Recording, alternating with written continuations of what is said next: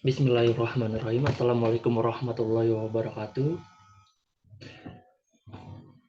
Pertama-tama, yang terhormat kepada dosen pengampu Dr. Junaidi M. Hum, izinkanlah kami ingin mempresentasikan materi tentang hak dan kewajiban negara dan warga negara. Boleh lanjut.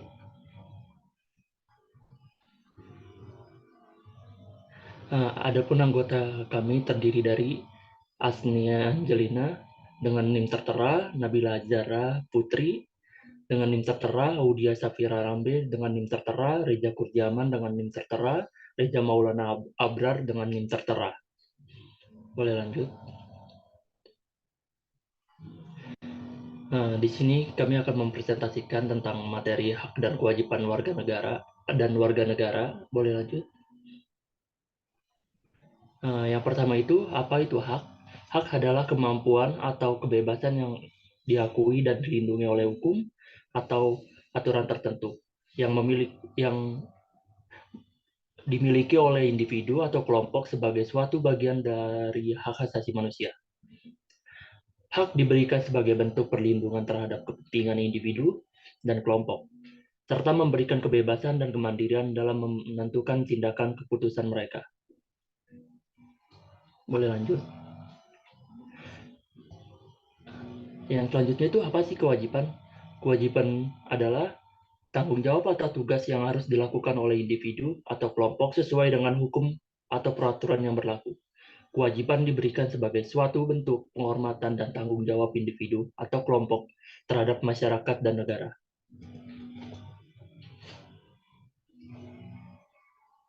Terus, apa itu warga negara? Warga negara menurut pasal 26 ayat 1 adalah orang-orang bangsa Indonesia asli dan orang-orang bangsa lain yang disahkan dengan undang-undang sebagai warga negara. Terus, sebagai anggota suatu warga negara memiliki hak dan kewajiban yang diatur oleh hukum dan konstitusi negara tersebut. Hak dan kewajiban warga negara Indonesia diatur dalam Undang-Undang Negara Republik Indonesia 1945 mulai pasal 27 sampai 34, termasuk di dalamnya hak asasi manusia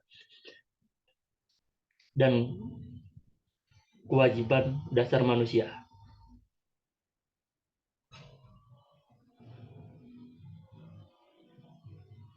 Hak negara menciptakan peraturan dan undang-undang untuk ketertiban dan keamanan. Yang bisa ya kita ketahui kalau ini tujuannya untuk pengaturan ya, terhadap suatu kondisi untuk saat ini, ke depan, dan selanjutnya, terus memaksa setiap warga negara untuk taat pada hukum yang berlaku. Di sini sifat memaksa karena dituntut untuk menaati peraturan tersebut, jadi tidak bersifat sukarela dan bersifat kewajiban begitu. Terus melakukan monopoli terhadap sumber daya, menguasai hajat hidup orang banyak. Oke, terus slide selanjutnya.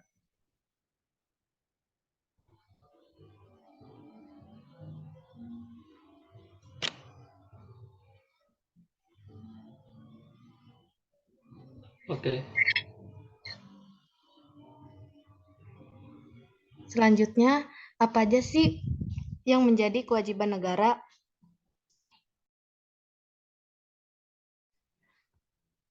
Nah, di sini ada 16 kewajiban menurut Undang-Undang Dasar 1945. Yang pertama, melindungi wilayah dan warga negara. Yang kedua, memajukan kesejahteraan umum. Yang ketiga, mencerdaskan kehidupan bangsa. Yang keempat, ikut melaksanakan ketertiban dunia berdasarkan perdamaian abadi dan keadilan sosial. Yang kelima, menjamin kemerdekaan penduduk memeluk agama. Yang keenam, membiayai pendidikan dasar. Yang ketujuh, menyelenggarakan sistem pendidikan nasional. Yang kedelapan, memprioritaskan anggaran pendidikan minimal 20% dari anggaran belanja negara dan belanja daerah. Yang kesembilan, memajukan pendidikan dan kebudayaan. Yang kesepuluh, mengembangkan sistem jaminan sosial. Yang kesebelas, menghormati dan memelihara bahasa daerah sebagai kebudayaan nasional. Yang kedua belas, menguasai cabang-cabang produksi penting bagi negara dan menguasai hidup orang banyak. Yang ke-13, menguasai bumi, air, dan kekayaan alam demi kemakmuran rakyat. Yang ke-14, memelihara fakir miskin. Yang ke-15, mengembangkan sistem jaminan sosial. Dan yang terakhir, menyediakan fasilitas layanan kesehatan dan publik yang layak. Hak dan kewajiban menjadi tanggung jawab pemerintah pusat dan pemerintah daerah. Oleh sebab itu, pemerintah pusat dan pemerintah daerah harus melakukannya sesuai dengan apa yang diatur. Next.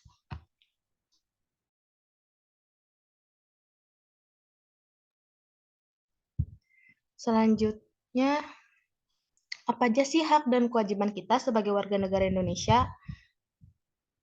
Nah, di sini ada 15 hak dan kewajiban warga negara menurut Undang-Undang Dasar Negara Republik Indonesia tahun 1945, mulai dari pasal 27 sampai 34. Yang pertama, hak mendapat kesamaan kedudukan dalam hukum dan pemerintahan. Yang kedua, hak atas pekerjaan dan penghidupan yang layak. Yang ketiga, hak dan kewajiban bela negara. Yang keempat, hak berpendapat. Yang kelima, hak kemerdekaan memeluk agama. Yang keenam, hak dan kewajiban ikut serta menjaga pertahanan dan keamanan negara.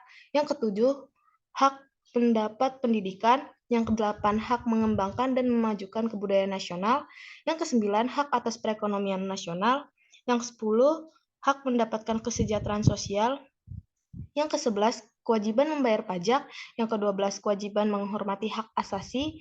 Yang ke-13, kewajiban menjunjung hukum dan pemerintahan. Yang ke-14, kewajiban tunduk pada pembatasan yang ditetapkan oleh undang-undang. Dan yang terakhir, kewajiban mengikuti pendidikan dasar. Next.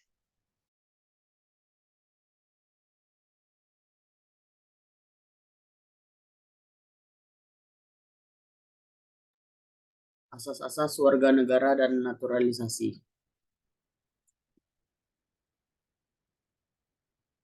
Asas-asas warga negara yaitu dijabarkan dengan 4 poin yang tercantum di UU RI nomor 12 tahun 2006. Yang pertama, asasius musinis, yaitu menentukan kewarganegaranya seorang berdasarkan keturunan dan bukan negara tempat kelahiran.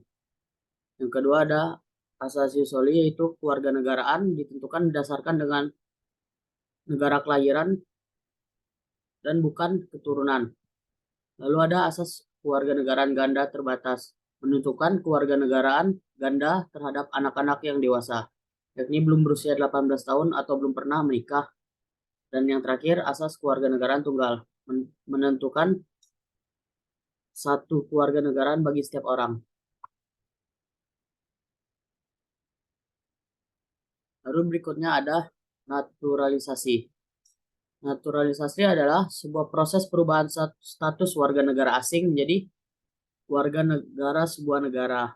Hukum naturalisasi pada setiap negara tidak sama. Di negara Indonesia, masalah seperti ini telah diatur pada Undang-Undang Nomor 12 Tahun 2006. Itu dengan syarat naturalisasi itu sebagai berikut. Yang pertama, berusia 18 tahun atau sudah menikah. Yang kedua, pada waktu mengajukan permohonan sudah bertempat tinggal di wilayah negara Republik Indonesia paling singkat 5 tahun berturut-turut atau paling singkat 10 tahun tidak berturut-turut. Yang ketiga, sehat jasmani dan rohani. Yang keempat, dapat berbahasa Indonesia serta mengakui dasar negara Pancasila dan UUD 1945. Yang kelima, tidak pernah dijatuhi pidana karena melakukan tindak pidana dengan ancaman pidana penjara 1 tahun lebih. Yang keenam, jika dengan memperoleh kewarganegaraan Republik Indonesia tidak menjadi berkewarganegaraan ganda. Yang ketujuh, mempunyai pekerjaan atau berpenghasilan tetap. Yang kedelapan, membayar uang kewarganegaraan ke kas negara. Next. Lalu ada proses naturalisasi. Ya, ini yang pertama, permohonan dilakukan secara tertulis kepada Presiden dengan melalui menteri.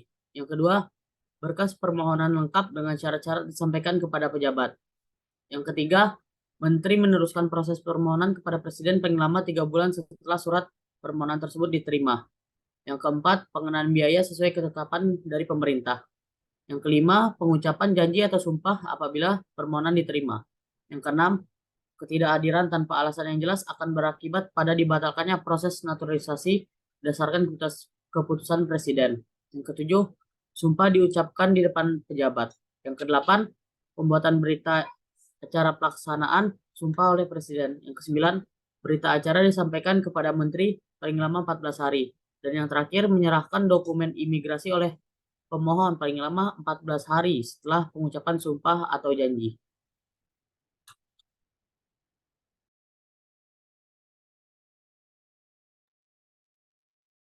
Selanjutnya, jenis-jenis naturalisasi. Jenis-jenis naturalisasi dibagi menjadi dua, yaitu naturalisasi biasa atau ordinary naturalization. Naturalisasi biasa adalah proses di mana seseorang memperoleh kewarganegaraan suatu negara melalui proses yang sama dengan orang asli di negara tersebut. Seseorang biasanya harus memenuhi persyaratan tertentu seperti tinggal dalam waktu yang cukup lama, memiliki pekerjaan atau usaha yang stabil, memiliki tingkat pendidikan tertentu, serta memiliki catatan kejahatan yang bersih. Persyaratan naturalisasi biasa dapat bervariasi tergantung pada negara yang bersangkutan. Yang kedua, naturalisasi istimewa atau special naturalization. Naturalisasi istimewa adalah proses di mana seseorang memperoleh kewarganegaraan suatu negara melalui cara yang berbeda dengan naturalisasi biasa. Cara ini biasanya diberikan oleh negara yang bersangkutan sebagai tindakan penghargaan atas jasa atau kontribusi seseorang terhadap negara tersebut. Next.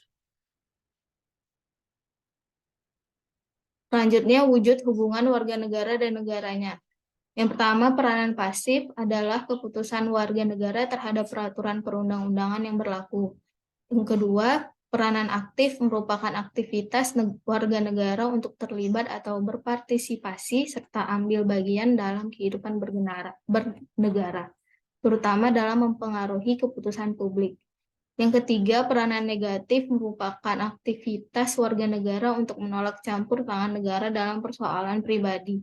Dan yang terakhir, peranan positif merupakan aktivitas warga negara untuk meminta pelayanan dari negara untuk memenuhi kebutuhan hidup. Kesimpulan, hak dapat diartikan sebagai kewenangan, kekuasaan untuk berbuat sesuatu. Kekuasaan yang benar atas sesuatu, milik atau kepunyaan dan kewenangan dalam hukum. Sedangkan kewajiban dapat diartikan sebagai suatu keharusan. Pemahaman hak dan kewajiban ini juga harus dimiliki oleh setiap warga negara. Hak merupakan hal yang harus diterima oleh setiap warga negara dan kewajiban merupakan hal yang harus dilakukan oleh setiap orang. Kehidupan negara akan berjalan dengan baik, harmonis, dan stabil apabila warga negara menjalankan hak dan kewajibannya secara tepat dan juga proporsional. Saran, pemahaman hak dan kewajiban ini harus dimiliki oleh setiap warga negara.